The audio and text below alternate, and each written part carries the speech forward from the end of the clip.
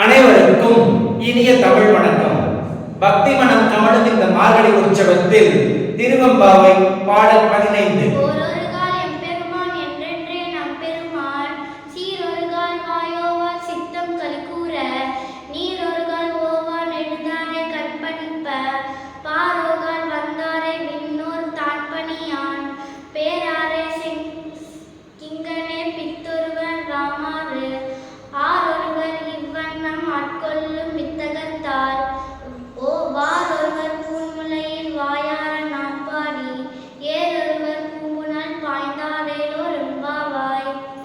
எம்பெருமான் என்று சில நேரம் அமைதியாக சொல்லிக் கொண்டிருப்பாள்.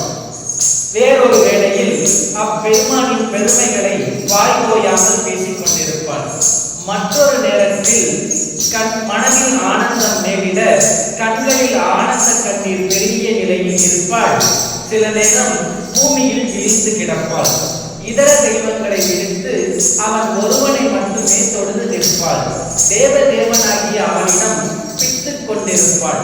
அழகிய பெண்களே, இந்த ஜீவனை இவ்வாறு முழுவதுமாக ஆட்கொள்ளும் மகா பரமனாகிய அவனை தொழுது அவனுடைய லீலா வினோதங்களை போற்றி பாடியவாறே தடாகத்தில் குதித்து நீராடுவோம்.